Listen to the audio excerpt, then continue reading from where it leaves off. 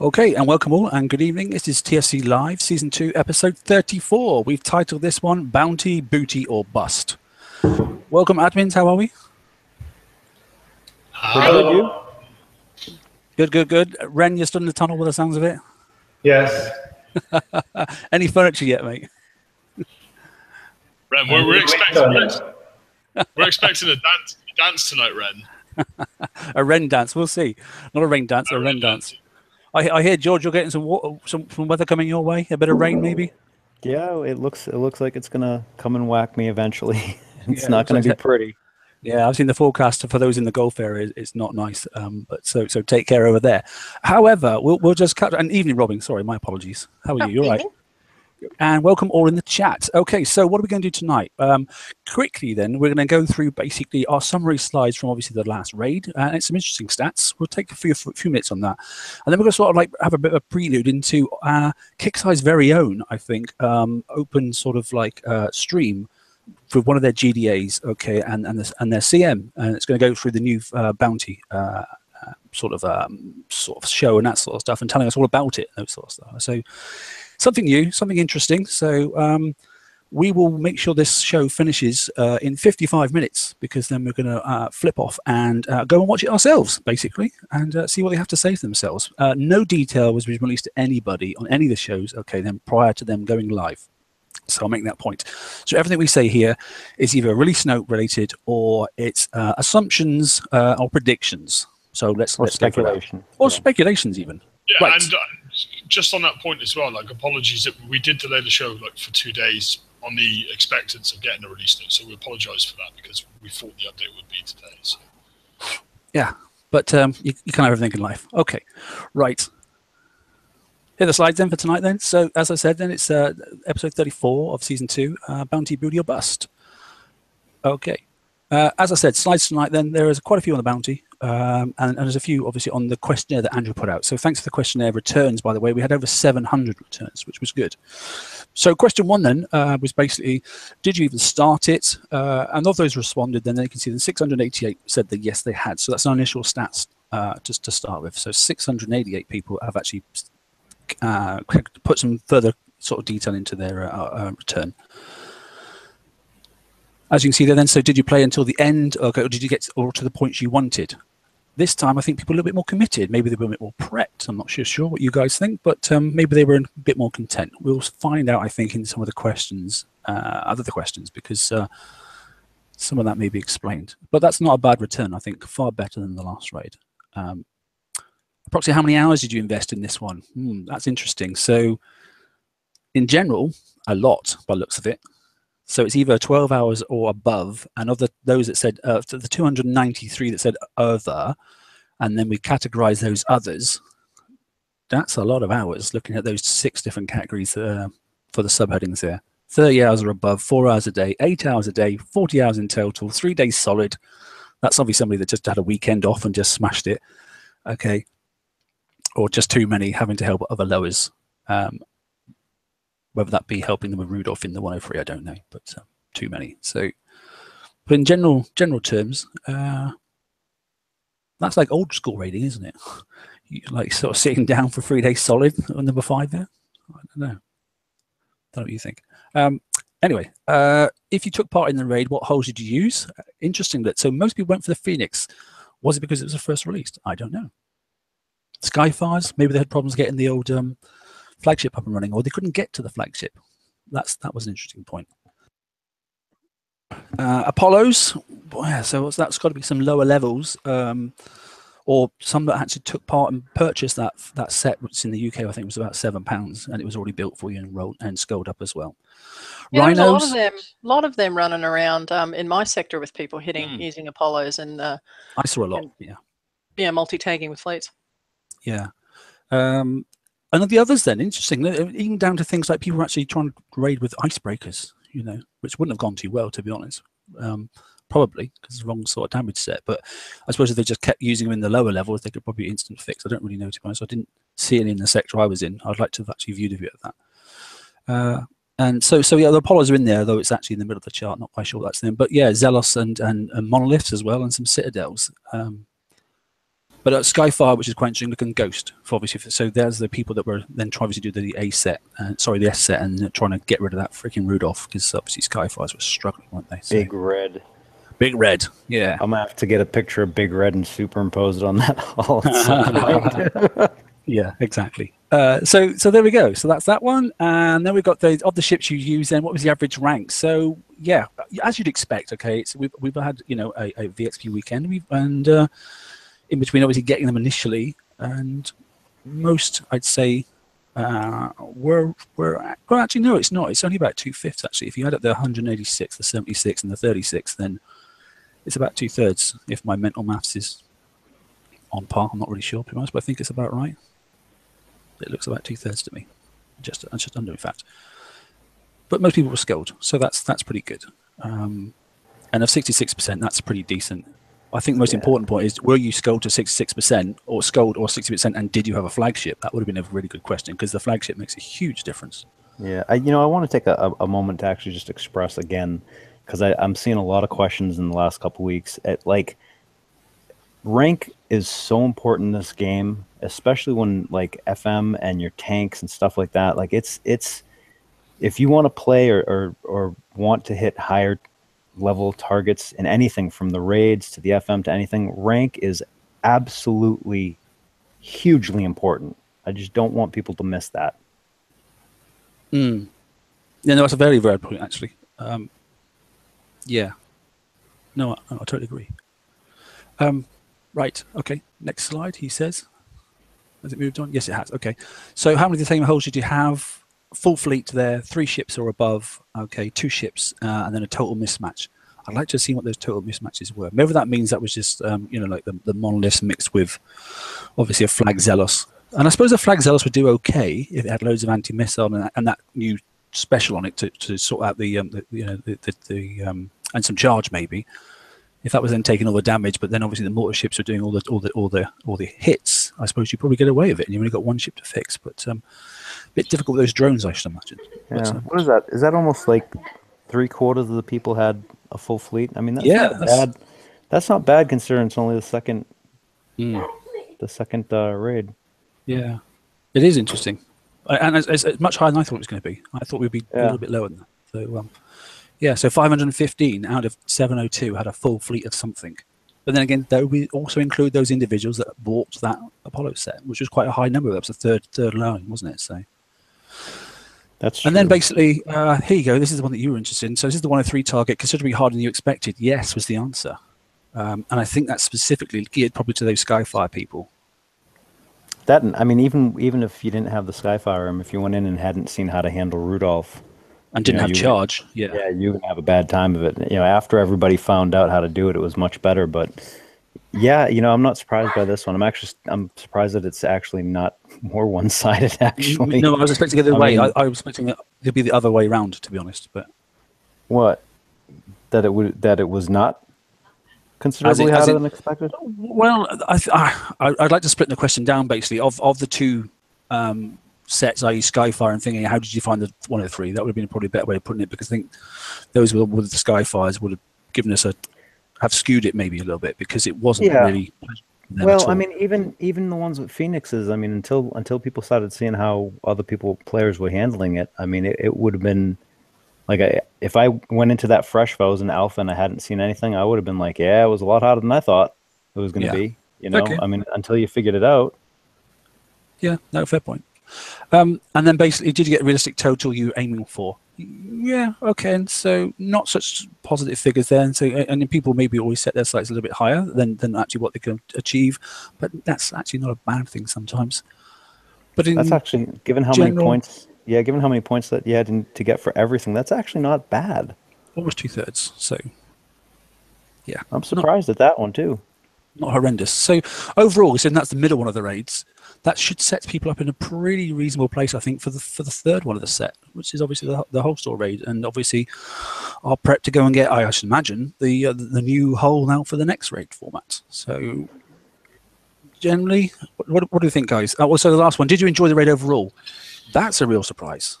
In general, people must be pretty confident themselves, because we've now and Rue and I were looking at the statistics. It's actually considerably better than it was this time last month. Considerably. So nearly not quite 400, but nearly 400 of the 700 actually enjoyed themselves during the raid. Don't know. See what you think. So that's it basically for the bits and bobs there. What do you think of the stats then? Pretty decent, or 702 returns? Thanks very much, guys. By the way. Yeah, pretty good. The numbers, contentness, number of people that got ranked fleets and that sort of stuff. Of the people that answered, I think that's a good, and it wasn't all one-sided either. So that's actually a pretty good indication. Yeah. Okay. Right. Okay. So there's our title screen. Okay. He says, where are they? And let's go forward. Right. Yes is the answer to that, Liam. Okay, that came off the forum. Okay. So those pictures there, sorry. So those are the forum pictures. Okay, so we've just chopped them out of the forum. But so that's the bits that we're allowed to show you. And those were basically on the brief that came out in the forum, that sort of stuff. So just to give you a bit of a hint of the sort of stuff. Apparently it's in Egypt because it's got some sort of pyramid. Not quite sure what that is, but those are the sort of stuff that was up and available and that sort of stuff. Okay.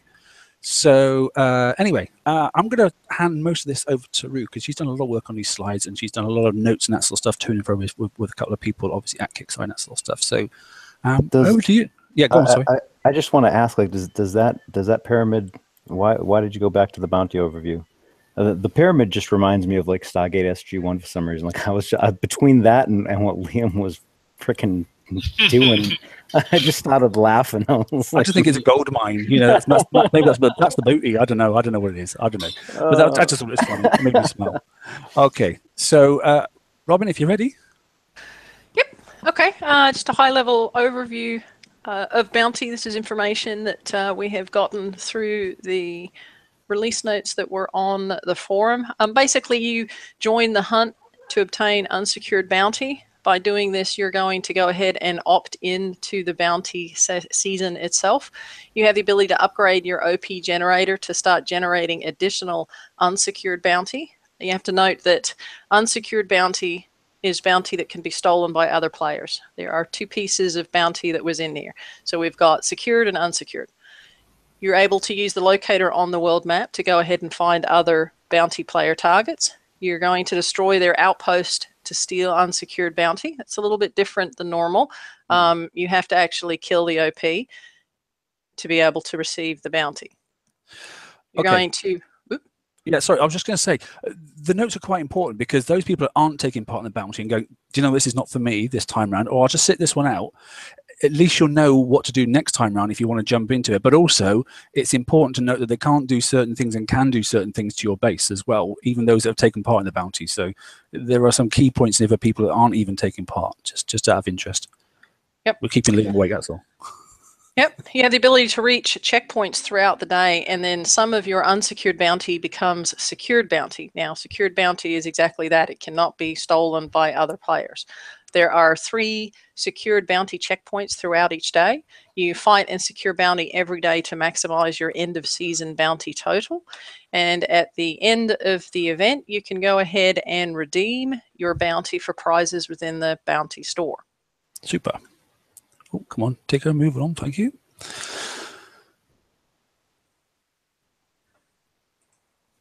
Okay. Each bounty PvP event is broken into seasons. And I think they're using this because raids used to be called events. So it's going to take us a little while to get used to this terminology. But think of a season as its own separate individual event. So it's one season, we play for that season, and then new season for the next time. So each season is a specified duration where you can generate and steal bounty by attacking other players who are also participating in the season. Our first season is going to be 4 days long, scheduled to start sometime tomorrow. The PvP season will start for all worlds simultaneously. That's a key point. Unlike raids, this is they flip the switch and everybody's playing. So there will not be any staggered start times throughout different worlds. The bounty store opens at the end of the season and will remain open for a limited time. Unspent bounty will not carry over to the next bounty event. So you can't stash your bounty and save up a whole bunch to buy something through the next one. Note, this is not a raid. all PvE targets will still be available on the map. So for those people that have been asking the questions, well, if I'm not participating, I'm going to be stuck doing nothing for 4 days. That's not necessarily true. Uranium, base parts, those types of things will all still be available for you to take advantage of. I was just going to say as well, I mean, isn't relocation enabled throughout the whole of the event? Yes. Yes, it Which is. is probably why they've gone with the whole Worldwide thing. Yeah, Global thing, sorry, global thing. Yeah. Relocation, FM, TLCs, all happening at the same time. Okay. Yeah. Sorry if I jumped the gun on you there, Robin. I wasn't sure. No. No, you're fine.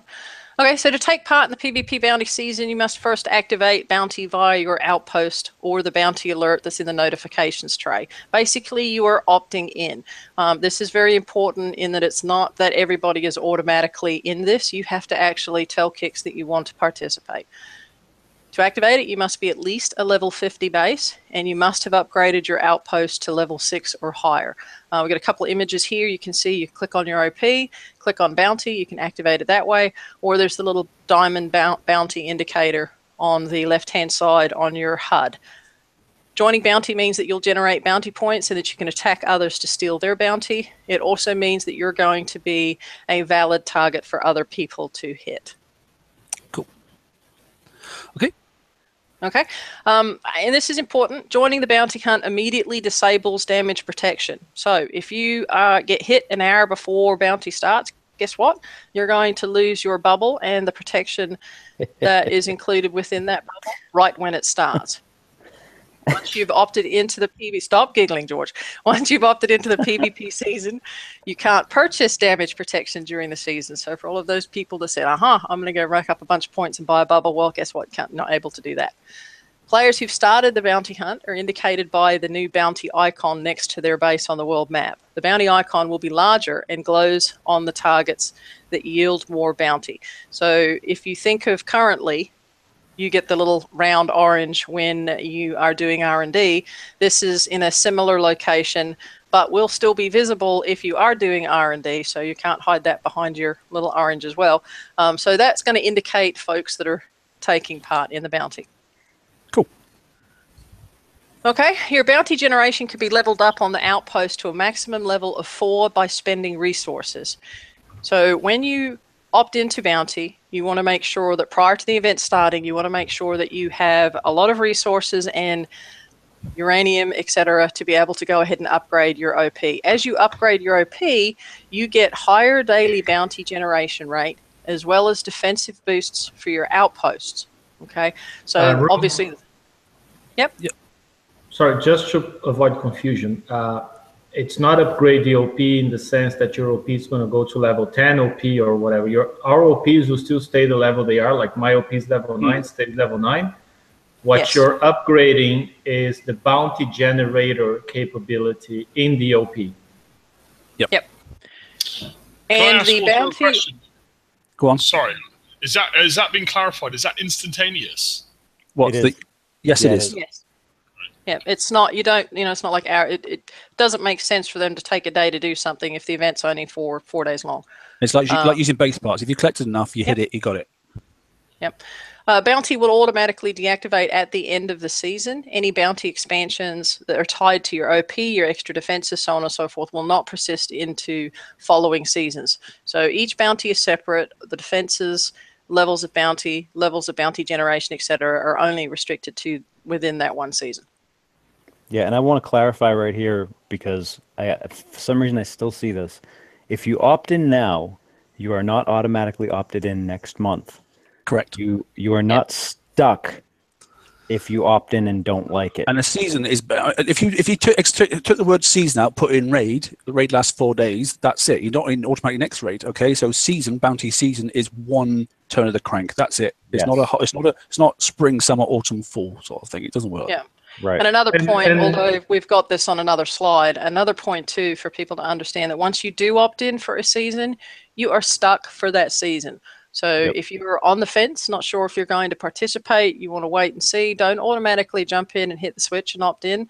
Take your time, take a look at it and see if you do want to participate, because once you do flip that switch, you are going to have a big target on your back for the 4 days. And I've got a funny feeling that a lot of our questions and for a lot of people that are on the fence, after this show, Kickstarter are actually streaming it, so we may be able to actually see and make a decision tonight, or at least. Yeah, and then it's not going to be streamed on the Kickstarter site. It's going to be streamed on their Facebook page. Yeah, I've got that link. So we'll jump to that just as we end. We'll close, then we'll all go across to look at it ourselves. But we're not going to stream live through this from this Hangout, basically. Right. Because there'll be too much lag and that sort of stuff, and it won't look very professional at all. So we will all. I'll show you the link to it. We'll show you the page where it is and that sort of stuff and how to get to it, and then we will close this. We're on the hour. And make sure that we can all go over there and see it, and hopefully they'll start on time. Sorry, Ren, you had a point, mate. Just wanted to say, Kickstarter left a lot of doors open on purpose on this one. So they're calling bounty season. There's no indication it's going to be once a month, and they're saying this one season now, the first one's going to last 4 days. There's no indication future seasons will last 4 days. So the way it is, it would not surprise me if on any given Friday, they say, hey, let's have a day-and-a-half bounty season. Boom. Yeah.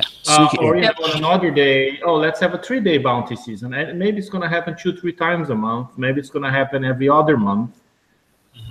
They are using the terminology in a way where they're totally free to play with that.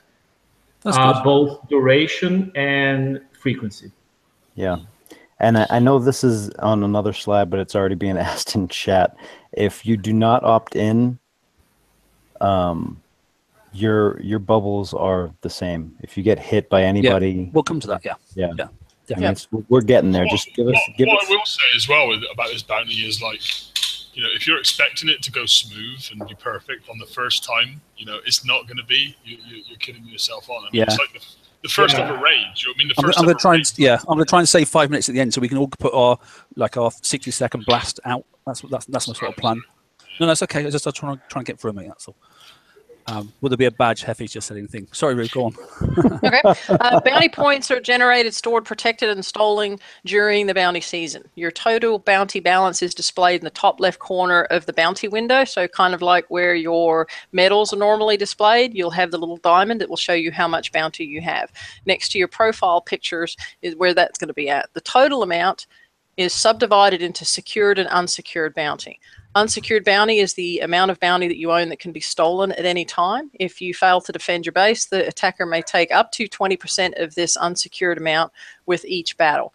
Any bounty that you earn is always considered unsecured at first. And just to note on that, and we talk about this a little bit later on, there are limits to how bounty is awarded. So Kix has put things in place to stop basically very high levels from farming very low levels. There are controls that have been put in place that require you to hit somebody that has more bounty than you. Okay, next one.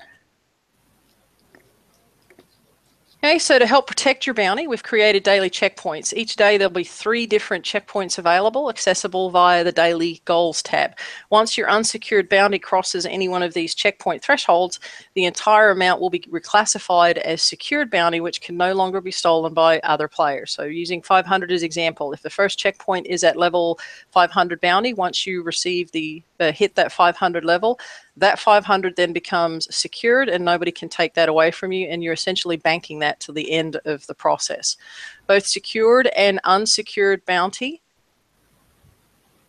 can be spent in the store at the end of the season. As you progress towards each checkpoint, look for mini prizes such as tokens along milestone markers.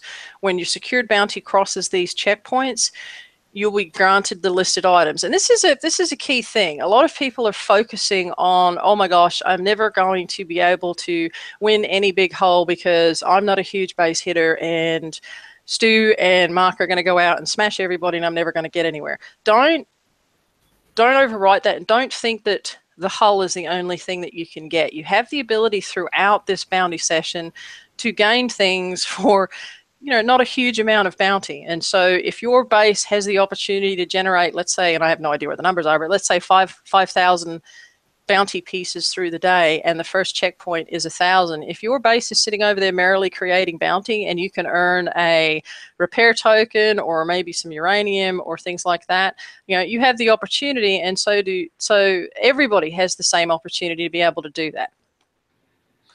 Okay, there's a question there which we'll bring up at the end because I want that answered as well, George. Don't worry. Okay. You cannot attack members of your own alliance for bounty, but you can beat them from your alliance to hit them and gain their bounty. But you can insect her. Icon has a boot button.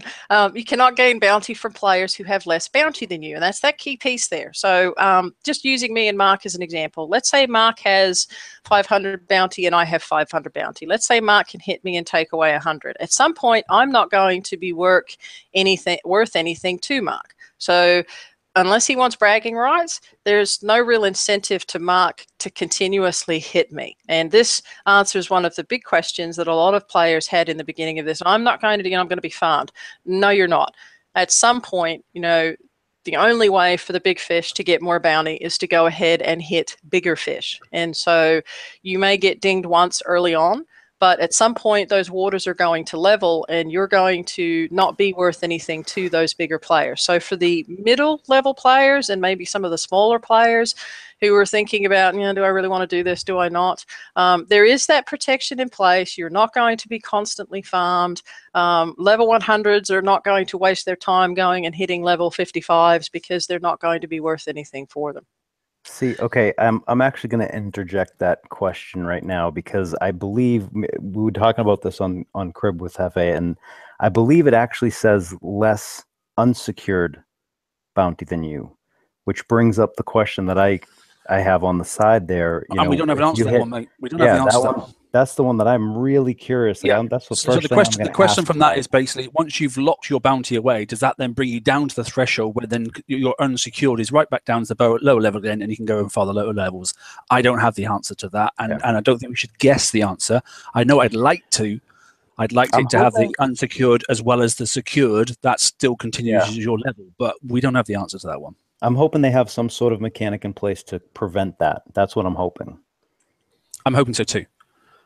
We'll find out hopefully within half an hour or an hour anyway, at least. I see a challenge on the side there. It sounds like Liam's dropping tags so he can farm you. Really? Huh. Bring it. Interesting. Okay. You can still attack someone with less unsecured bounty than you or someone who's not opted into bounty during a PvP session. However, you will not earn or lose bounty from these combats. So if you've got somebody who's not participating in bounty, you can still go schwack them for medals, but you're not going to gain any bounty. And you're also not going to lose any bounty should you embarrass yourself and not make it through the base. You have to destroy the enemy's outpost to earn bounty. Okay, you can't just rim them, you can't just bubble them, you can't just do everything and leave a little bit. You've got to actually destroy the enemy's outpost. Unlike medals, you can get up to 20% of unsecured bounty for destroying the outpost, regardless of damage dealt. So essentially, if you go in there and you snag the outpost and leave everything else, you're still going to be able to get up to that 20%. If you attack a player and their outpost is still destroyed from a previous combat, you will not earn any bounty from the battle. So therefore, if you hit a dead base and you hit it, you're not going to gain anything from that.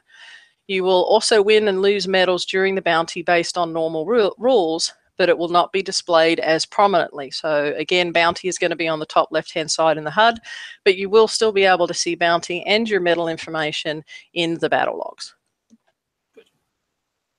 Okay. Okay. All participants will be seeded the same amount of bounty when you opt into the bounty session. Bounty is generated at intervals after activation. It will automatically be added to your unsecured bounty. Level up at the outpost to increase the generation rate, as we talked about earlier. Players receive bounty by destroying other players' outposts. In PvP combat, I can talk. The maximum amount of bounty earned is 20% of your opponent's unsecured bounty. So what this is saying is that if I have 500 and Mark has 1,000 and I go over there and schwack him because he's easy to schwack, I can only ever get up to 20% of his unsecured bounty. So you're not going to go out there and get 5,000, bounty in one hit. It's going to be a percentage. Mm-hmm. And you also have the ability to click on any base with a bounty icon, and it will tell you how much bounty you can potentially earn from defeating the player. So if you look at the image on the right-hand side, basically what they're doing is they're using the bounty, and that is going to be displayed where medals normally are. So normally you have a plus minus for medals. Now you're looking at the bounty, and you can see here where you can win on this example up to 650 in bounty, and you can lose up to 15 in bounty. And Ren just made a really good point in chat on our side. Prepping. If you go in there and you actually take 10 fleets in there and you go in there and prep them like 9 times before you go to deal the kill shot, you can actually lose some of your bounty through those preps. So based on the amount of damage that you do, you may lose some of your bounty, and it does not necessarily mean that the other player will gain all of that bounty that you lose. So or the other but thing there is a penalty every time you go in. I mean, you go in, you prep one turret, you go in, you drop one rocket on a ship, and you get out, that kind of thing. No. There is a penalty. There is a penalty if there is damage done or damage dealt. If you're peaking, you don't lose any, and we kind of talk about that a little bit further on. So, Ren, if you go in and peak my base and with a gunboat and go back out, you're not going to lose any bounty. But if you go in and rocket my dock or rocket some of my ships, then yes, you potentially can lose some of that bounty. You have to hit thresholds though, on both sides. If your fleet takes less than 10% damage, you don't lose any bounty.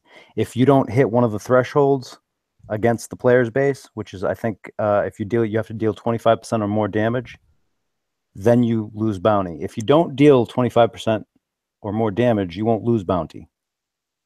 If you don't get any damage to your fleet and you don't do 25% damage to their base, you will not lose bounty. I thought I seen it written as 10%. I thought I seen it written as 10% in the post. Now, if your fleet takes 10% or more and fails to destroy the outpost, you lose bounty. If you do more than 25% of damage to the base and you fail to destroy the outpost, you lose bounty.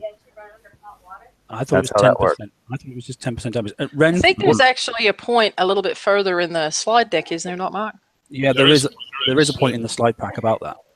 Yeah. So we'll carry on, okay, and then I want to hear what Ren has to say because he has a different opinion on it. But as I said, the live show will come on in now 24 minutes, so we'll find out for sure. I mean, that's in the release note. That's under the attack ante. All subject to change as ever. Anyway, that's true. Okay. That's also true. Here we go. If you deal more than 25% damage to the enemy's player base but fail to destroy their outpost, you will lose a small amount of bounty.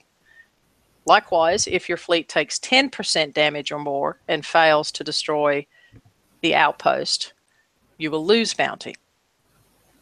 That means that you won't lose bounty for peaking as long as you don't take or deal too much damage. So that's a key point here with respects to the penalty that Ren was talking about. So if you're going in there and peaking, you're not going to do anything. But if you do go in there with multiple fleets and you start prepping with multiple fleets and you go in the first time and take out 2 guard ships, 3 turrets, and then you come in with the next fleet and do the same thing, you are actually going to lose bounty. So if I can only gain 100 in bounty from Mark, and I go in there with 3 prep fleets and I lose 60 bounty each time because I'm not completely killing his base, then I end up with a negative. So you want to make sure that you are paying attention to how much bounty you can gain from the player, and you also want to make sure of what the potential is that you can lose from that player as well. If an opponent has not opted into the season, then obviously you will not lose or gain any bounty from that. Okay, next one. There is a different set of damage protection rules that apply to people who've opted to participate in the bounty season. Damage protection for season participants works differently than standard damage protection rules during the season. So we've got a table here that shows some of the difference. So if the total base damage is less than 25%, there is no bubble if you're in bounty. If it's over 25%, you get an hour bounty bubble. A normal bubble for the 25% is 12 hours. So you can see here, and we'll share this on the page, you can see here that if you're participating in bounty, the max time that you have for a bubble is 3 hours versus the normal for people that are not participating. And the reason that we're emphasizing this is that if you think about it, if your base takes longer than 3 hours to repair and you get hit, you've only got a 3 hour bubble, you've got a difference there. Okay, and you also have issues with respects to your guard fleet, whereas on average, guard fleets take more than 6 hours, more than 3 hours to repair. Right, and now is when I want to address the questions that were coming up earlier in the chat. If you are in bounty and a non-bounty person hits you, this is the chart that your bubble goes to. You're only going to get 3 hours. Even if it's someone that's not bounty hits you, you're only getting 3 hours. So has Kicksite officially stated anywhere, right? Have they officially said anything on the fact as to whether our bases will be repairing at normal times, even in bounty? Should we wait and see? Because we don't have the answer to that. That's a good question. Let's not speculate. Okay, it's not a wise thing to do. We just don't have that answer, and it's a huge answer that needs a question that needs answering. Because it will make or break this feature. I'm gonna. If I were a betting man, I would say that there's no repair. Well, I'm not going to be a betting man, mate. I'm going to take the fact that if it's not a factual thing, I'm not going to speculate. So we'll carry on. Yeah, and those questions have been asked in various channels and have been brought up on the forum. With respects to shipyard time, am I going to lose some shipyard time because I've only got a 3-hour bubble and things like that? So hopefully we'll get some answers from Kix, but those issues have been raised. Okay, so at the end of the bounty season, we get the PvP store where you're able to redeem prizes for your bounty amounts. So once the season has ended, the PvP store opens. It'll only be open for a certain amount of time.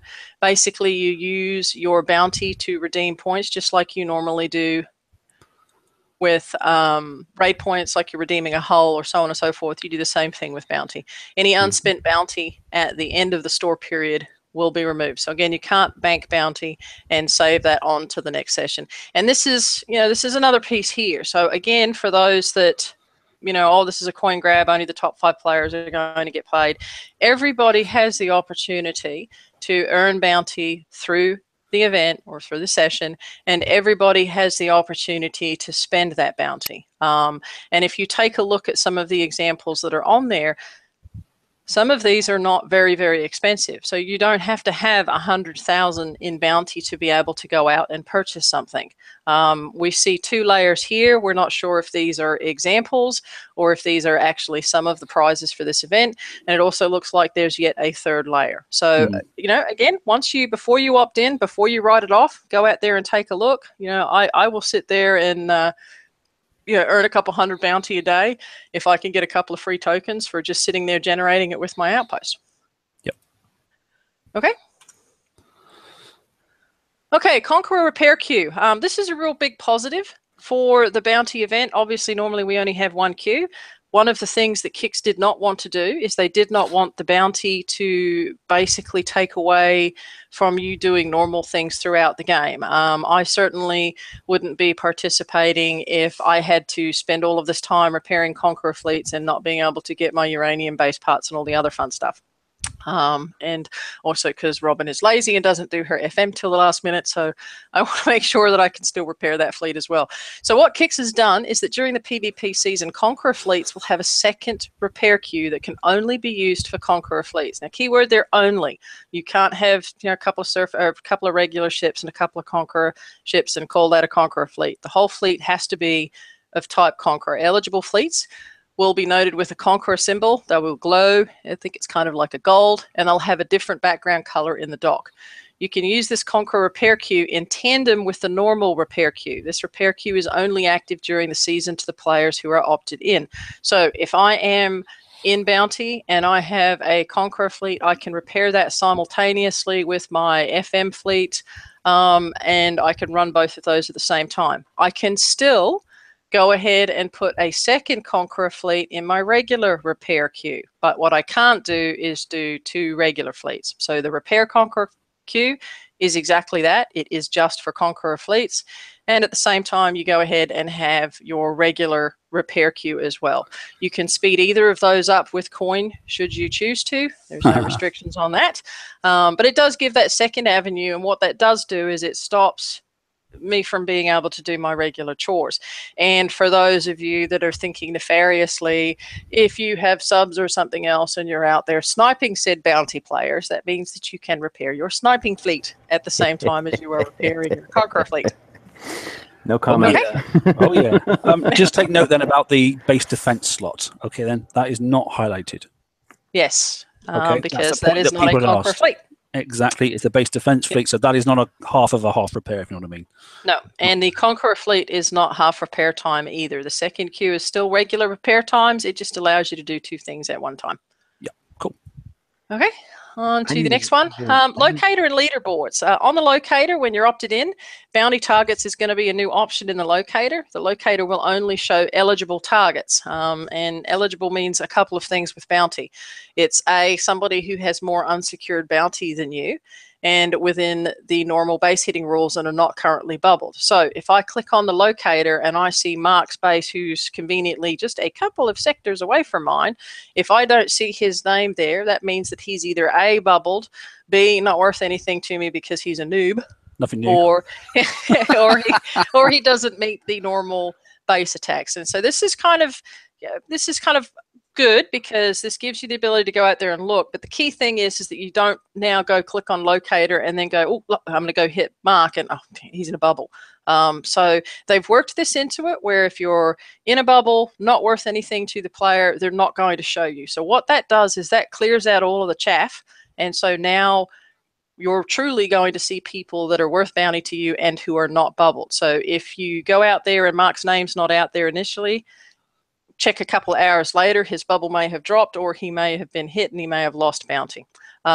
We have been told that the Locator is a far-reaching Locator, so it's not just one sector either side. It will actually go out a little bit further than that, so that was good to hear. And then we've got leaderboards. There are 3 new bounty-related leaderboards that are included with this release. You've got the current bounty that shows you how much you currently have.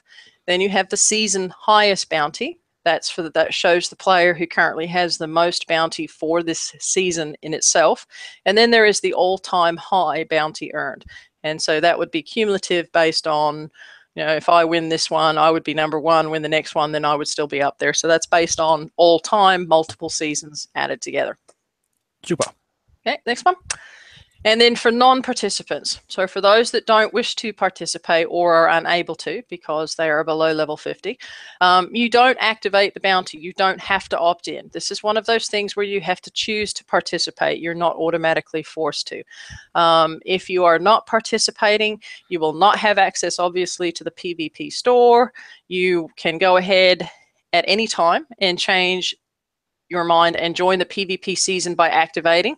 However, this is not one of those things. So for those people that used to wait last minute to join the arena so that they could, be in a queue with a bunch of smaller players and just go out there and run all the way up to the top, that's not going to work this time. You need to participate early, but it doesn't mean that you need to start straight away. So if you think about it and you want to look at it for a couple of hours and then say, okay, this is something that I may want to do, you have the option to do that.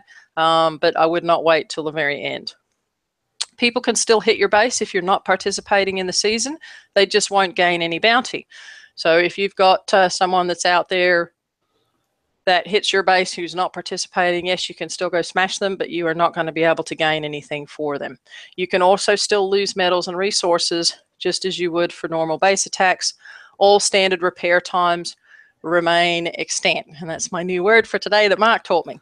So if you are not participating, you get your regular bubble times, you get your regular repair times, you still lose medals, you are not able to buy anything from the bounty store, and nobody will gain any bounty for you. So if you're not participating, other than the fact that you're going to see a boatload of people out there base hitting, it's basically business as usual. But if you are not participating, that does not mean that people like Liam cannot go out there and get some special submarine practice. If you wish to go out there and practice sniping, please. You can still purchase damage protection as usual. You can still purchase damage protection as usual if you've not opted into the season. So basically it boils down to one or two things. If you're participating, things change for you. If you're not participating, it should be business as usual, other than a lot of submarine targets on the map. Just life on Mars, that's it. Can I add to this slide as well? I don't know if you covered this, but Rito just said in YouTube chat that there is an opt-in period, and once the opt-in timer ends, you can't join. Yep. Interesting. And yep, that is in there, although I did not mention it. Yes, so there is a short amount of time I don't know what that time is. Obviously, I wouldn't expect it to be like 10 minutes, but you're not going to be able to wait till like day 3 to opt in. Yeah, line 2. There you go. Opt-in time ends. It's period ends. It says there. And Nick wants to know, could he beat Liam's submarines with 1 gunboat? Unbelievably, yes. Right. Okay. Yeah, probably. Okay, super duper. We're just going to pause there for a second and take that off then. So I'm going to take that off present and get rid of those slides. Well, we just whacked through 30 slides then. Well done in literally 43 minutes. What I will say then, and thanks, Rue, for going for that. I mean, she's quite professional in her delivery. Not quite. She's very professional in delivery because it's been her trade probably for most of her career. So she took the lead on that and gave me a hand to produce the slides that Andrew put out for us. So we just a little bit of tweaking and try to put it into my Johnny H5 understanding. So some of the words there are for my benefit more than anybody else's. So please don't feel as if we're sort of trying to embarrass anybody. What I would like to say is those slides, because there's a lot of detail there. I'll chop out the stats and we'll post it on the page so you can download them for yourself as PDFs and you can take them away and then you can just have them then. So you can, you know, have them there just next to me and just go, what did that point say? Oh yeah, it's on slide 16 or 17, that sort of stuff. So that's what we'll do for those, okay, to make it much easier. Now, Ren's had a cutaway. He's got some work to do in his house. As you know, it's still empty. He's got things to do, painting, decorating, that sort of stuff. Okay, but he wants to listen in on the obviously the background chat as well. For those that aren't sure, to be honest, I'll just quickly show you again. Here is what the page looks like if you want to go. So that's, I put that into the chat for those that need it, basically. In fact, let me just take it off of massive view. And then you can see it's Facebook, obviously, .com/Battle Pirates / That's all you need. We can see all your bookmarks. What have you been up There's to? nothing exciting in there, mate, at all, to be honest. Doesn't show you my million gold, though, does it? So, you know, which everybody normally laughs at. But there, so obviously facebook.com then /Battle Pirates. That's it. That'll get you to their page. Like I said, I popped it in the chat already, so you shouldn't have any problems there, to be honest. Right, Mark, stop chatting. Open to you guys. First I'll say is there is a million one things buzzing around in my head, and to control that herd of cats, as someone just mentioned, chat already, and that's just 4 of us, or me plus 4, was hard enough. Okay, it's going to be an interesting thing. It's something new. Take it all with a pinch of salt. Are people going to try to exploit? Yes. Okay, and so I'm going to be stum a minute, and then basically, Robin, just hang on, just Robin, you got one more point, and then gentlemanship to you. Oh, no, that's okay. I just want to know, I've been yakking for a long time, but that's all been part of the stuff that's on the slides. I would just kind of reiterate what Mark was trying to say. It's the first one. There's going to be growing pains. There are things that everybody's concerned about. But based on what we've seen with the store and the checkpoints and the things that they're talking about doing, you know, it can't hurt to try. If your base is generating, you know, you don't have to have the world's greatest fleet, you know, because everybody's going to be wanting to prevent against rage fleets, which leaves other fleets open for attack. So, you know, I'm going to give it a go. I'm sure I have the word farm flashing above my base, but I'm willing to give it a go and see how it goes. And again, for those that are the lower levels who are not huge big base hitters, remember that there are controls in place. So you're not going to be the permanent farm during this session. And so, you know, if you hit a couple little bases before you normally do, or you hit bases, don't be afraid to go out and give it a go. You know, you're not going to have level 120s pounding on you every 3 hours for the whole session. You know, you have the ability to go out there and hit bases that are kind of closer to your level with respects to the bounding. And so, who knows? You know, this may turn out to be your thing. Well, I'm gonna let George have his time. I just want to say, you know, I mean, I agree with Mark there as well. There's so many things buzzing around my head and things I want to say and opinions that are. And that I want to question about it, but to be quite honest, I just as well wait and see what actually happens, and discuss it on the open mic. So, yeah, I mean, I guess I just hope this event goes well. But what I will say is that I'm really quite glad to see. There's kind of like, I don't know about you guys, but I feel like there's a bit of a buzz at the moment. You know, like everyone seems to be. Well, there is some negative stuff as well, but everyone's talking about it and everyone's flustering about it, and it's nice to see the BP community a bit sort of flared up again. You know, it sort of reminds me of the old days a little bit. I don't know. Maybe that's just because I'm excited about it. I don't know. But anyway, George, I'll let you speak on it. I'm just going to wait and see what comes. I mean, I obviously have some concerns. I think that the idea is phenomenal. I mean, I miss PvP. I really do. I really do. I just don't know that the community is entirely ready because of how much PvP content that we've had to adjust to and the 3-month raids, right? Then there's also, you know, a lot of this stuff's been brought up in the forums, like, you know, options for exploiting this, ideas. Like, I mean, I went through a bunch of them on Wednesday's show on the crib. And then people are asking about, you know, the base hacks. I mean, what's going on with that? I'm hoping that they're going to take this opportunity to catch all those sons of bitches. Cross my fingers, you know, maybe that's in conjunction with this. But yeah, it is the first one. I mean, we have to expect that there's going to be some turbulence, right? And I'll admit it. I mean, I'm going to try a couple ideas that I have. I'm probably going to be one of the bastards doing the turbulence, but I think they've gone through some really good ideas from the beginning concept to now. I mean, they've tried to cover a lot of bases. I don't want to call it Fat 2.0 yet. I think that this has so much more potential than the Fat did. The Fat was flawed in many aspects. So this might actually be really good. It might blossom into something really, really good after a couple of these. So I don't want people to just, you know, blow it off right away, because, you know, it is the first one. I mean, we've never done this before. It's kind of like a Wreckapalooza, but Kixeye sponsored, right? So I mean, have some fun with it, see what happens, and you know, it's only 4 days, man. I mean, it's just a damn weekend. If you don't like it, like, I mean, I'm not even going to be in the state. I'm going to still try. I mean, I'm going to be leveled most of the time, but hell, I want to see what it's like. Yeah. You know, give it a whirl, try it. You don't like it, you don't join next time. I'm going to take part. Do you know what? If I get no points whatsoever, I don't care. At least I've taken part. I can understand it better, which means I can explain it better next time. So, yep. Me. Yeah. So yes, there are concerns. Yes, I have mentioned several of them before, and yes, I have brought up exploits that are possible. But I think hopefully, and from some of the stuff I've seen, Kixeye's taken a lot of that stuff seriously. Hopefully, it's going to bring them to an area where they can either discuss it or figure something out or mitigate it in some way, right? Because there's always going to be some way around something. Can I just add one? I'm just going to add one point, okay? Yeah. Which is nothing really to do with the bounty, but it is all to do with the bounty. We all know the unwritten rule of there's no insector hitting in your sector and that sort of stuff, which has been an unwritten rule in really happy, jolly sectors for probably about 4.5 years. Not this weekend. I really don't think you should take any homage from the fact that somebody within your sector is going to hit you, okay, or choose to hit you if they're in the same sector as you, and they're worth bounty points because they're taking part in an event, you're taking part in an event.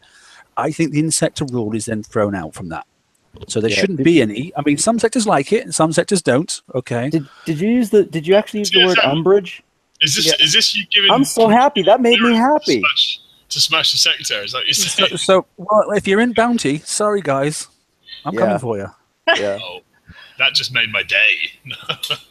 Yeah, dude, I don't know that insector thing is gonna hold up all that well, because, you know, like the last the day, ramifications of a sector that is really sort of like all pally, and all of a sudden 2 or 3 people from one alliance, and only probably 2 or 3 people from one alliance will probably take part.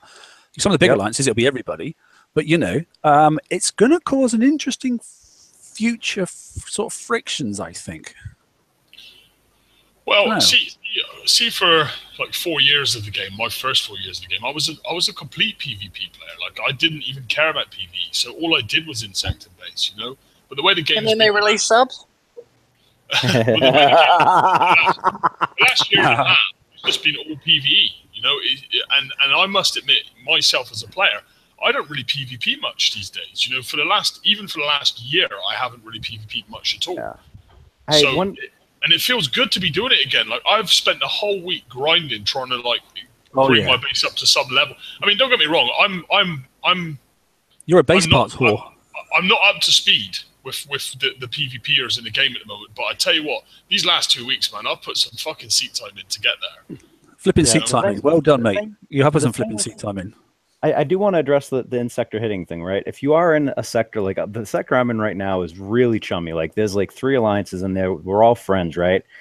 If I do this, I might actually jump out of sector or out of the world just so I don't hurt anybody's feelings, right? See, that's a difficult position to put yourself in, though. You know, it is. But you know what? There's 4 other worlds too. So you know, what am I going to do? Like on the last day, if I'm hurting for points and I happen to jump back into that sector or something, which I probably can't because it's only 4 days. But anyway, I sort of discussed it with my sector already, and we sort of like come up with the ideas. Well, we'll just do whatever you guys want to do. And I went, well, I can't see any other way than making it a free for all. To be honest, you know, if you've opted in, you've opted in. The thing is, the thing is, it's a Wreck-a-Palooza by kick size, so that's what it is. You're hitting everybody. Drew, go on. If you've got the bounty tag on your base, you're getting hit. Simple. Yeah, Drew. Yep. No, I there's a lot of good points. I'm looking forward to it. I'm gonna, like I said, I'm gonna give it a go. Never been a big base hitter, and so I'm actually building my fleet now. Okay, so we're going to summarize then, saying I hope it goes well, Kixeye. Okay, I hope everybody that takes part enjoys it. Yes, there's going to be some walk around. Okay, and people are going to do things that might surprise a few people, but hell, have a go, take part, and do you know what? If you don't like it, just put up the fact that you're basically going to get hit for a bit, but at least you get 2 fixed crews, so that's something, you know. Right, we're going to log off here.